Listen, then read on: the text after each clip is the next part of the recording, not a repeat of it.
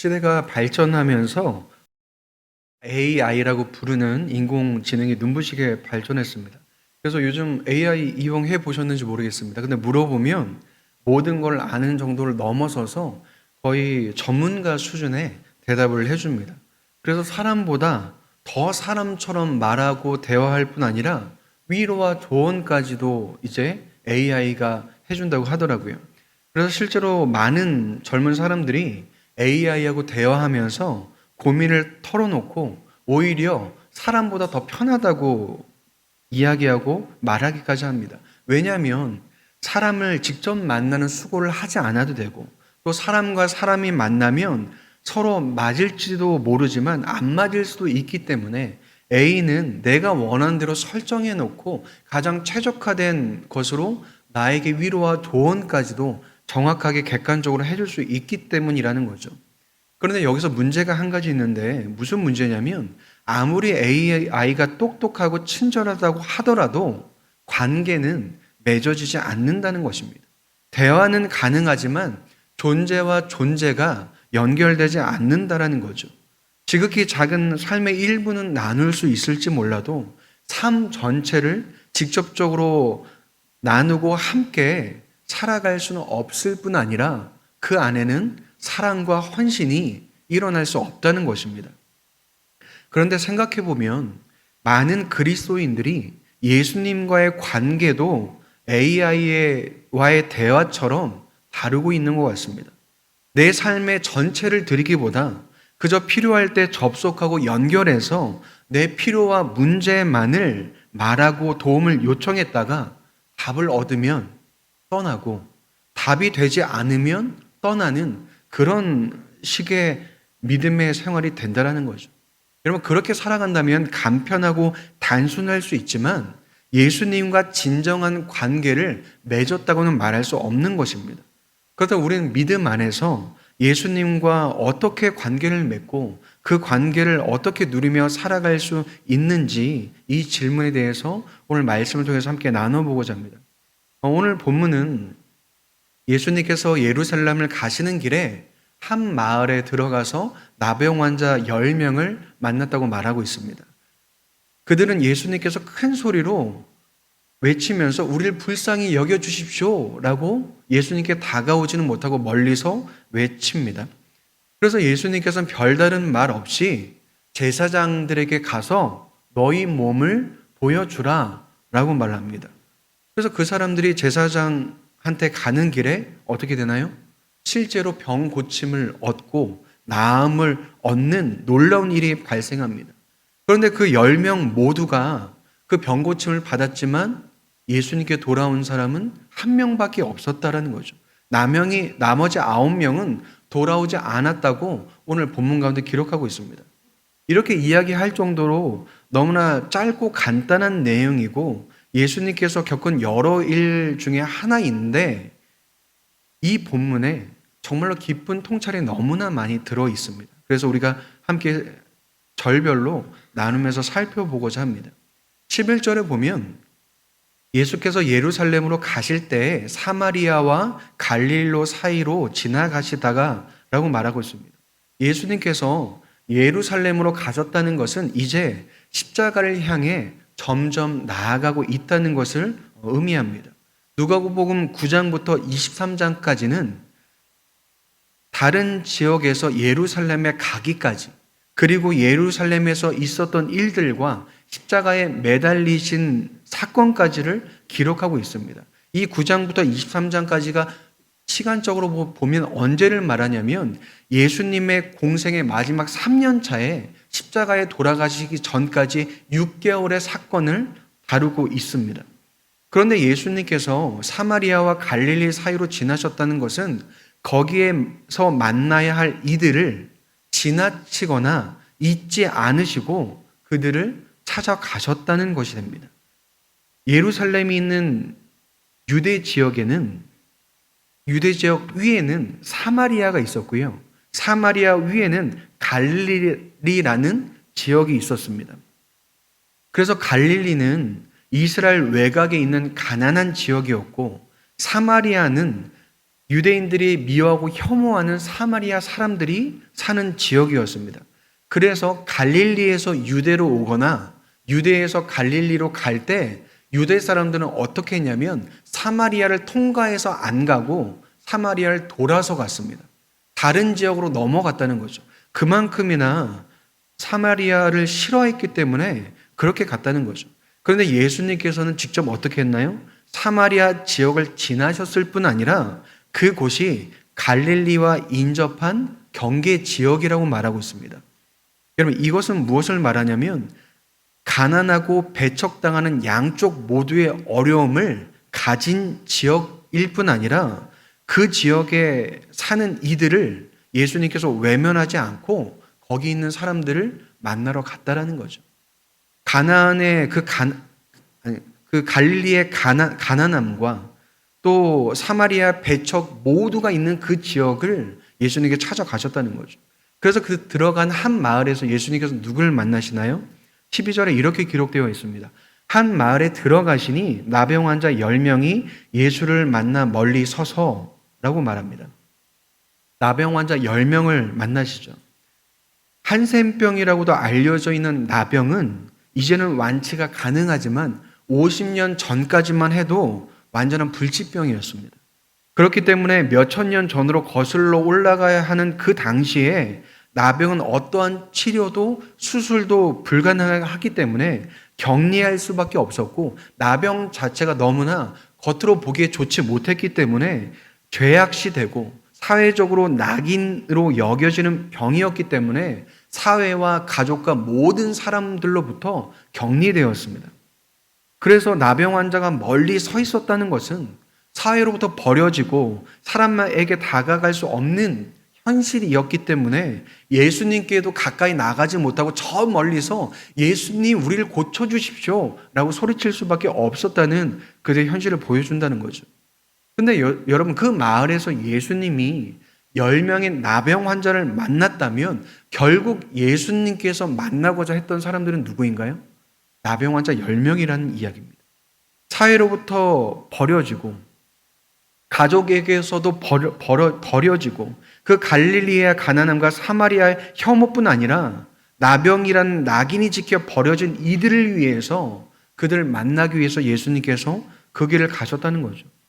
여러분, 나병 환자들이 있는 곳에서는 유대인이냐 사마리아인이냐 하는 출신이나 배경이 아무런 상관이 없었고 그들이 가진 능력이나 재산도 아무런 필요도 쓸모도 없었습니다. 그저 나병에 걸린 사람으로 사회뿐 아니라 사람들과 가족들에게조차 버려져서 그들이 기다릴 것은 처참한 삶의 처해서 죽는 것밖에 소망할 것이 없는 그들에게 예수님께서 직접 찾아가셨다는 거죠. 그런데 그때 그들이 뭐라고 외치나요? 13절에 소리를 높여 이르되 예수 선생님이여 우리를 불쌍히 여기소서 하거늘 이라고 말하고 있습니다. 선생님, 우리를 불쌍히 여겨주십시오 라고 소리쳤다는 거죠. 그들도 예수님의 소식을 들었는지 예수님께 고쳐달라고 외칩니다. 그런데 그들이 예수님을 어떻게 부르나요? 선생님이라고 부릅니다. 선생님이란 표현은 충분히 예수님을 높은 분으로 여기고 대우하는 호칭이지만 그들에게 예수님은 하나님은 아니었다는 것을 나타내주는 단어이기도 합니다. 단순히 하나님이라 부르는 표현이 없어서 그러는 것이 아니라 그들과 예수님과의 관계가 맺어지지 않았음을 단적으로 나타내 보여준다는 거죠. 그렇다면 여러분, 나병 환자들이 예수님을 선생님이라고 부르고 우리를 불쌍히 여겨주십시오 라고 외친 그들의 목적이 무엇이었을까요? 예수님이 아니라 병고침을 받고 낫는 것이 그들이 가진 목적이었습니다. 그들이 아무리 예수님의 이름을 부르고 불쌍히 여겨달라고 외쳤지만 그들이 구한 것은 예수 그리스도가 아니었다는 거죠. 예수님을 모르는 사람들이 아직 관계가 맺어지기도 전에 예수님을 찾고 구하는 일은 여러분 너무나 귀한 사건이고 기회죠. 예수님이 바로 앞에 계심에도 불구하고 예수님을 찾지도 않고 부르지도 못한다면 여러분 그것이 얼마나 안타까운 일이겠습니까? 그런데 그들은 그 기회를 잡았고 놓치지 않았다는 거죠. 여러분, 삶의 어려움과 그런 상황들은 너무나 힘든 일이지만 예수님의 이름을 부르고 나아가는 것은 거기서 일어설 수 있는 너무나 큰 은혜가 된다는 것입니다. 그런데 믿는 우리가 보아야 될 것은 무엇이냐면 이미 나와 예수님 사이의 관계를 갖고 있고 예수님이 하나님이신 것을 알고 예수님의 이름을 부르며 기도하지만 정작 우리가 구하는 것이 예수님이신지 아니면 예수님이 아닌 다른 것을 구하고 있는 것인지를 살펴봐야 한다는 거죠. 나병에 걸린 사람들과 같이 비참하고 어려운 나의 현실 속에 찾아오신 예수님을 알고 있음에도 불구하고 나는 예수님을 구하지 않고 나의 상황과 문제만을 해결해 주길 바란다면 여러분, 예수님은 나의 목적이 아니라 나의 수단이 됩니다. 그리고 일반적으로 수단은 목적을 이루고 나면 그 필요가 없어지게 된다는 거죠. 여러분, 사람 사이에서 상대방을 목적이 아니라 수단으로 삼으면 어떤 일이 벌어지는지 아십니까? 상대방을 버리게 되고요. 상대방과의 관계를 놓치게 됩니다. 왜냐하면 목적이 이루어지면 수단은 더 이상 필요 없기 때문에 그렇습니다. 그리고 수단이 목적을 이루는데 도움이 되지 않을 때도 필요가 없어지기 때문에 그 관계와 그 존재가 벌어지게 된다는 거죠. 그렇다면 관계가 아니라 필요에 따라서 사람을 판단하게 된다는 것입니다. 여러분, 내가 만약에 승진을 하기 위해서 상사의 인사 고과가 필요한 상황에서 내가 이미 승진을 했다면 그 인사 고과는 필요가 없어지게 되는 거죠. 그러면 그 상사는 더 이상 나한테 관계로서, 존재로서 중요하지 않는다라는 거죠. 관계가 아니라 수단으로 바라보면 그 상사는 더 이상 나한테 필요하지 않은 사람이 된다는 것입니다. 혹은 승진하지 않았더라도 상사의 인사 고과가 내 승진에 아무런 영향이 없다면 그 상사가 나한테 필요한 사람일까요? 내가 그 사람을 관계로 바라보지 않고 수단으로 바라보면 그 상사는 나한테 아무런 필요가 없는 존재가 된다는 것입니다. 여러분, 우리가 누군가를 목적으로 하지 않고 수단으로 삼으면 필요에 따라 판단할 뿐 아니라 그 관계는 사라져 버리고 만다는 거죠. 여러분, 예수님을 목적으로 하지 않고 수단으로 삼으면 이런 일이 동일하게 우리에게 일어난다는 것입니다. 그러면 기도 응답이 돼도 혹은 기도 응답이 되지 않아도 결국 예수님과의 관계는 멀어질 수밖에 없다는 거죠. 왜 그런가요? 주님을 관계가 아니라 수단으로 생각하기 때문에 관계는 필요하지 않는 것입니다. 그래서 아무리 내가 뭘 해도 주님께서 어떤 은혜를 주셔도 주님과의 관계는 점점 멀어질 뿐이라는 거죠. 이런 본문에 나온 나병 환자들이 똑같이 그랬습니다. 예수님께서 10명의 나병 환자들의 간구를 듣고 뭐라고 말씀하시냐면 14절에 이렇게 기록되어 있습니다. 보시고 이르시되 가서 제사장들에게 너희 몸을 보이라 하셨더니 그들이 가다가 깨끗함을 받은지라. 예수님께서 나병 환자들에게 너희 몸을 제사장들에게 가서 보이라고 이야기합니다. 나병에서 완치가 된 경우 제사장에게 확인을 받아야만 다시 사회로 돌아올 수 있었기 때문에 그것을 확인하는 것은 너무나 중요한 일이었습니다. 그런데 예수님께서 말씀하실 때 너희 죄가 사해졌다 혹은 너희가 구원받았다 라고 말씀하지 않으셨고 제사장에게 가서 너희 몸을 보이라고만 말씀하셨습니다. 예수님의 말씀을 듣고 그들은 의아했을지도 모르겠습니다. 왜 나는 다 나았다고 말씀해 주지 않으시지? 왜 병고침을 받았다고 말씀해 주지 않고 제사장에게 가라고만 이야기하시지? 라고 생각했을 수도 있습니다. 그런데 그들이 예수님의 말씀을 따라 제사장에게 가는 길에 어떻게 되었나요? 그 병이 다 낫고 깨끗함을 받았다고 말하고 있습니다. 여러분, 그래서 그들의 목적이 이루어지니까 그들이 어떻게 했나요? 예수님을 버려두고 예수님을 외면하고 예수님께 돌아가지 않고 제사장에게 그대로 갔다라고 기록하고 있다는 거죠. 여러분, 누가 자신의 간구를 들어주고 누가 자신의 병을 고쳐주었는지 누구 때문에 내가 제사장 앞에 서게 되었는지는 아무런 상관이 없었고 오직 자신의 병이 나은 것과 그것을 제사장에게 확인받는 일만이 그들에게 중요했다는 거죠. 그러니 그들에게 찾아오신 예수님은 온데간데 없이 그들에게 버려지고 만 것이라는 것입니다. 여러분, 사람을 수단으로 삼고 예수님을 수단으로 삼는지 어떻게 알 수 있냐면 관계가 어떻게 맺어져 있는지에 따라 확인할 수 있습니다. 여러분, 예수님을 믿는 어떤 누구도 예수님이 나의 수단에 불과하다고 말하는 사람은 없을 것입니다. 그러나 내가 평소에 예수님과의 관계가 정말 깊이 맺어져 있는가를 본다면 내가 예수님을 목적으로 하는지 아니면 예수님을 수단으로 삼는지를 알 수 있다는 거죠. 여러분, 예수님을 목적으로 하면요, 나의 어떤 상황과 어떤 일에도 상관없이 가까워질 수밖에 없습니다. 그러나 예수님을 수단으로 삼으면 여러분, 어떤 일을 해도 어떤 은혜를 받아도 가까워질 수가 없습니다. 물론 내 목적에 따라 내 필요에 따라서 관계가 약간씩은 바뀌긴 하죠. 그래서 힘들고 어려운 일이 있고 기도 제목 있을 때는 예수님을 찾고 예수님께 나아가죠. 그런데 그 문제가 해결되거나 어려움이 없어지면 어떻게 되나요? 예수님을 더 이상 찾지 않는다는 거죠.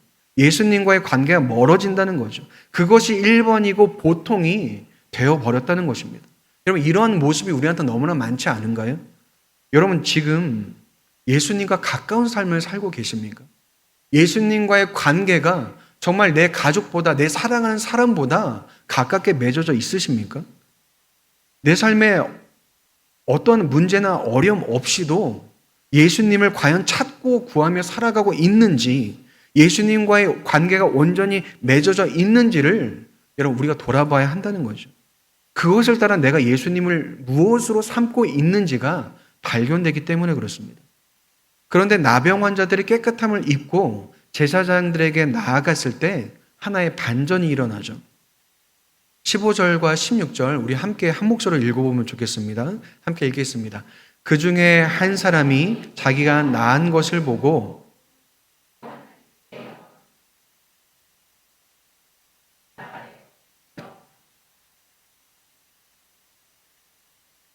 어떤 일이 생겼나요? 병고침을 받은 10명의 사람 중에 한 명이 돌아왔습니다. 그리고 어떻게 하나요?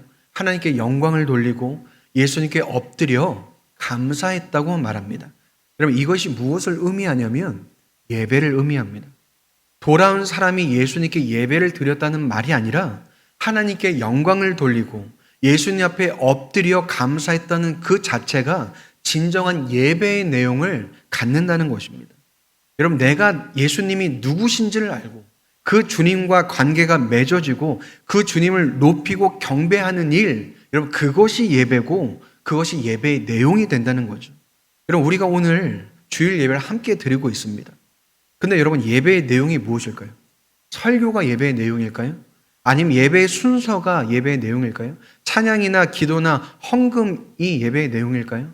여러분, 이 모든 것이 예배의 중요한 요소지만 예배의 핵심은 내가 예수님이 누구신지를 알고 그 맺어진 관계 안에서 주님을 높이는 데 있습니다.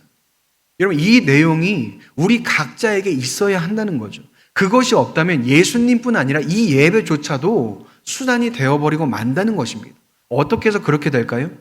예수님을 사랑하고 예수님과의 관계를 누리기 위한 목적이 아니라 해야 하는 것으로 혹은 안 하면 안 되는 것으로 여기는 자체가 수단이 되게 한다는 거죠.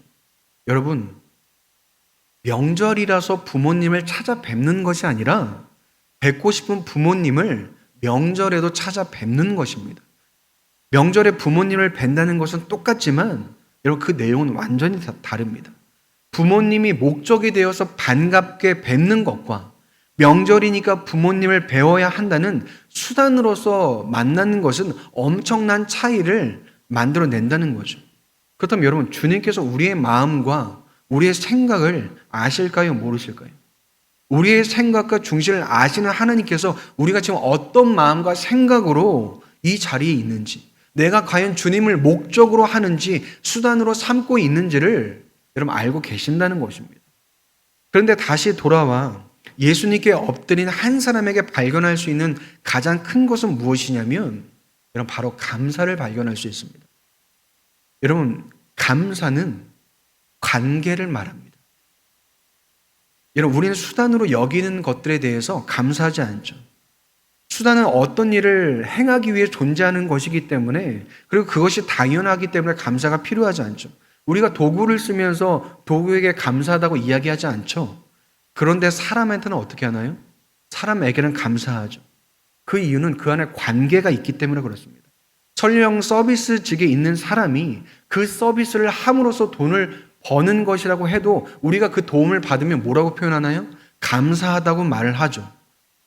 그가 하는 일이 당연한 일임에도 불구하고 우리가 감사하다고 말하는 이유는 사람과 사람이라는 관계가 있고 존중이 있기 때문에 그가 그 일을 통해서 돈을 벌더라도 우리가 감사하다고 표현을 한다는 거죠. 그래서 여러분, 감사는 관계를 나타낸다는 거죠. 주님께 감사한다는 것은 그래서 단순히 내 마음과 감정의 표현으로서만 끝나는 것이 아니라 주님과 내가 어떠한 관계가 맺어져 있고 내 목적이 무엇이고 내 예배가 무엇인지를 나타내 준다는 거죠. 그래서 결국 감사가 무엇을 드러내냐면 내 믿음이 참된 믿음인지를 나타내 준다는 것입니다. 예수님 앞에 나온 사마리아 사람을 보면서 예수님께서 뭐라고 말씀하시냐면 10사람 모두 다 깨끗함을 입었는데 다른 9명은 어딨냐고 물어보십니다. 그리고 이 이방인 한 사람밖에 돌아온 사람이 없냐고 재차 물으십니다. 여러분, 다들 어디로 갔나요? 예수님께 은혜를 얻었지만, 병고침을 받았지만 예수님께 간 것이 아니라 제사장에게 갔다는 거죠. 그러나 사마리아인 그 한 사람만이 예수님께 나와왔다는 것입니다. 그때 예수님께서 19절에 뭐라고 말씀하시냐면 그에게 이르시되 일어나 가라, 내 믿음이 너를 구원하였느니라 하시더라 라고 말하고 있습니다. 너의 믿음이 너를 구원했다고 말씀해 주십니다. 여러분, 우리의 믿음은 누구로 말미암나요? 삼위 하나님으로부터 말미암습니다. 그렇기 때문에 구원받는 믿음, 구원받지 못하는 믿음은 없다라는 거죠. 모든 믿음은 구원받을 수밖에 없다는 거죠. 그런데 예수님께서 말씀하시는 사마리아 사람을 구원하는 그 믿음은 여러분 무엇일까요? 여러분, 그 믿음은 주님과의 인격적인 관계와 사랑 안에서 살아가는 것을 의미합니다. 이 믿음이 참된 믿음이고 우리를 구원할 수 있는 믿음이 된다는 것을 말씀해 주신다는 거죠. 여러분, 참된 믿음은 주님이 수단이 아니라 목적이 되어서 오직 주님만을 바라고 소망하게 한다는 것입니다. 여러분, 우리가 사랑에 대해서 이야기할 때 상대방을 궁금해하거나 보고 싶어 하거나 가까이 하고 싶은 마음 없이 의무적으로 혹은 그래야 하기 때문에 만나거나 이야기를 한다면 여러분, 그거를 사랑이라고 말할 수 있을까요? 이와 마찬가지로 믿음을 말할 때 주님을 향한 마음과 생각 없이 의무적으로 교회를 다니고 예배를 드린다면 여러분, 그것을 참된 믿음이라고 말할 수 있겠습니까? 그럴 수 없다는 거죠. 그렇다면 여러분, 우리가 가져야 할 것은 무엇일까요? 주님을 바라고 소망하는 그 마음을 여러분, 우리가 가져야 한다는 것입니다. 그것이 참된 믿음이고 그 믿음으로 주님께 나아가야 한다는 거죠. 그런데 우리 안에 있는 다른 생각은 마음이 없더라도 행위가 있고 믿음이 모자라더라도 행동이 있으면 되는 것 아니냐라는 생각이 우리에게 들기도 한다는 것입니다. 여러분, 때로는 그럴 수 있습니다. 그런데 그것이 일시적일 때 가능한 것이고 내가 그것을 알고 있을 때, 내 상황을 알고 있을 때 가능하지, 만약 마음이 없는 것이 계속되고 건강하지 못한다는 것을 스스로 알지 못한다면 여러분, 그것은 우리를 병들게 합니다. 우리의 믿음을 망가지게 한다는 거죠. 여러분, 행위가 있냐 없냐는 1차원적인 문제입니다. 중요하지 않다는 말이 아니라 거기서 머무를 것이 아니라 마음이 담긴 관계로까지 이어졌는가를 봐야 한다는 거죠. 여러분, 그것이 참된 믿음일 뿐 아니라 믿음의 본질인 것입니다. 예수님께서 갈릴리와 사마리아 경계에 있는 나병 환자들에게 찾아간 이유가 무엇일까요? 단순히 그들의 병을 고쳐주시고 그들한테 절받고 감사하다는 인사를 받기 위해서 거기까지 가셨을까요? 여러분, 예수님께서 그곳에 가신 이유는 그들을 구원하기 위해서 가신 것입니다. 예수님의 구원은 단순히 그들이 처한 상황과 병에 국한된 것이 아니라 그들의 존재를 구원하기 위해서 가셨다는 거죠. 여러분, 다른 말로 바꾸면 사랑과 생명을 다해서 그들을 구하기 위해서 그 자리에 직접 가셨다는 것입니다. 그렇다면 여러분, 주님께서 그들에게 원하신 것은 무엇일까요? 바로 나라는 존재. 오직 그것만을 보시고 찾아오시는 것입니다. 나를 원하셔서, 나를 구하기 원하시고, 나를 사랑하기 원하셔서 그 자리에 오셨다는 거죠. 그렇다면 여러분, 그 말은 주님께서 먼저 나라는 존재와 인격적인 관계를 맺으시고 사랑하셨다는 이야기가 되는 것입니다. 내 얼굴을 보기 원하시고, 내 목소리를 듣기 원하시고, 나의 작은 것까지도 아끼고 사랑하기 위해 그곳으로 오셨다는 것입니다. 그렇다면 여러분, 우리의 믿음의 목적은 어디에 있어야 될까요? 동일하게 주님과의 인격적인 관계에 있어야 한다는 것입니다. 모든 사랑과 모든 생명으로 내게 찾아오신 주님께 나 또한 모든 사랑과 모든 생명으로 나아가야 한다는 거죠. 그래서 예수님께서 뭐라고 말씀하셨나요? 내 마음과 뜻과 힘을 다하여 주님을 사랑하는 것, 여러분, 그것이 첫 번째라고 말씀하셨습니다. 다른 어떤 것도 우선되지 않고 주님을 사랑하는 것이 우리에게 첫 번째여야 한다는 것입니다. 주님과의 관계가 여러분 첫 번째여야 한다는 거죠. 그렇다면 여러분, 우리의 예배와 말씀, 섬김과 수고, 모든 것은 그 자체가 목적이 아니라 예수님과의 관계와 예수님을 사랑하기 위한 수단이라는 것입니다. 근데 여러분, 이것을 잊고 계신 것은 아니십니까? 해야 한다는 의무감에, 아니면 늘 하던 거라는 습관에 젖어서 내가 왜 예배를 드리고 섬겨야 하는지 아무런 생각과 아무런 것도 없이 주님을 예배하고 주님을 섬기고 주님께 기도하고 주님을 찬양하는 것이 아닙니까? 여러분, 주님을 만나고 싶고 주님을 경험하고 싶고 주님과의 관계를 맺고 싶다면 여러분, 주님을 바라보시고 주님을 찾으십시오. 너무나 단순합니다. 주님과의 관계와 사랑을 잃어버렸다면 여러분, 다른 어떤 것도 우리에게 필요한 것은 없습니다. 다른 것이 아무리 좋든 나쁘든 주님과의 관계에는 아무런 영향을 미치지 못하기 때문에, 그렇다면 주님과의 관계는 오직 주님을 구하고 바라는 것으로 밖에는 여러분 해결될 수 없다는 것입니다.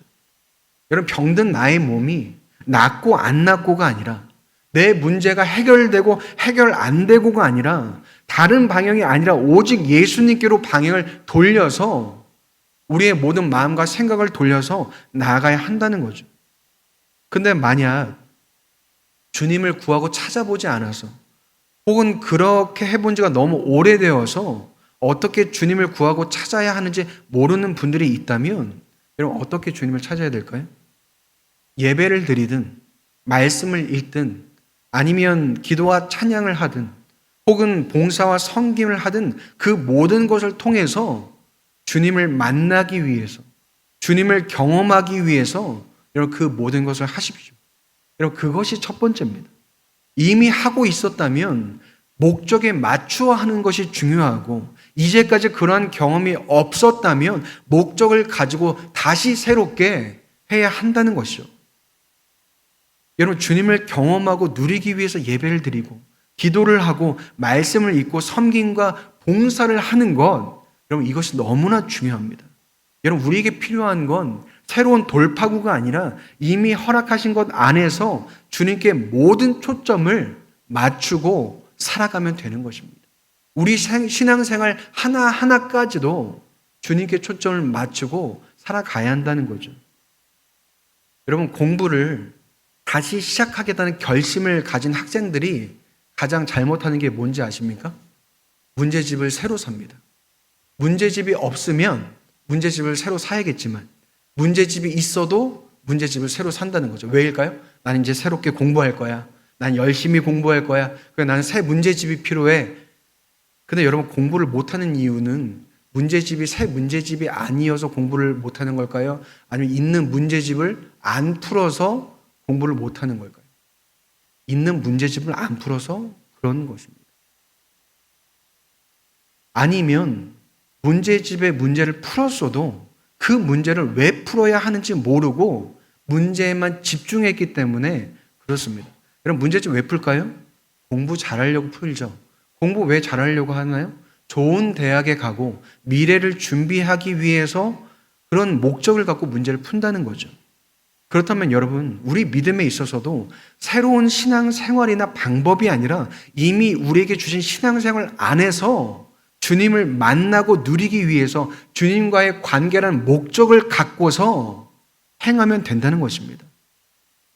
그런데 병고침을 받은 10명의 사람들 중 9명이 예수님이 아니라 제사장에게 갔다는 사실은 여전히 수많은 그리스도인들이 그 모든 것을 함에도 불구하고 예수님께 나아가는 것이 아니라 각자 다른 방향으로 나아가고 있던 우리 현실을 보여주고 있다는 것입니다. 여러분, 우리말로 말하면요, 삼천포로 빠졌다는 것입니다. 믿음의 목적과 본질이 무엇인지를 정확히 알지 못하고 그것을 잃어버렸다는 거죠. 그런데 주님을 다시 만나고 경험하면 여러분, 그 믿음은 완전히 달라집니다. 이제 더는 안고 없는 찐빵이 아니라 속이 가득하고 풍성한 삶이 되고 인생이 되고 여러분, 그 믿음이 되는 것입니다. 마치 예수를 믿고 안 믿고의 차이처럼 예수님과의 관계와 사랑을 누리는가 누리지 못하는가의 차이는 여러분, 이루 말할 수 없는 차이를 만들어낸다는 거죠. 여러분, 그 풍성함과 따뜻함 여러분 누리고 싶지 않으십니까? 의무적이고 습관적인 믿음이 아니라 정말 살아 숨쉬는 믿음으로 여러분 살아가고 싶지 않으십니까? 그렇다면 여러분의 모든 것을 걸고 주님과의 관계만을 바라보고 여러분 나아가 보십시오. 오늘 말씀이 너무나 거창하고 어려워 보인다면 날마다 작고 사소한 것이라도 마음을 다해서 주님께 감사합니다 라고 표현해 보십시오. 표현이 길지 않아도 괜찮습니다. 주님 감사합니다 라는 그 짧은 문장일지라도 진심이 담겨 있다면 여러분, 그 한 문장으로 충분합니다.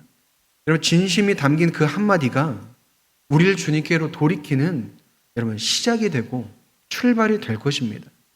여러분, 우리가 그렇게 날마다 주님께 감사할 때, 그 순간마다 감사할 때 여러분, 우리의 매일은 감사가 되고 기도가 될 뿐 아니라 주님과의 관계가 회복될 것입니다. 왜 그럴까요? 주님께서는 이미 나만을 바라보고 계시기 때문에 그렇습니다. 주님께서는 그 사랑과 그 따뜻한 눈빛으로 나만을, 내 존재만을 바라보고 계시기 때문에 그렇습니다. 그때 우리가 감사할 때 어떤 일이 생기는 것이냐면 바로 나의 눈과 마음을 열어서 나를 사랑하시고 나에게 눈 맞추시는 그 주님을 발견하게 한다라는 거죠. 그렇다면 여러분, 이번 한 주 주님께로 돌아온 사마리아 사람처럼 주께로 돌이키며 그 관계가 회복되는 한 주가 되시기를 주님의 이름으로 축원드립니다.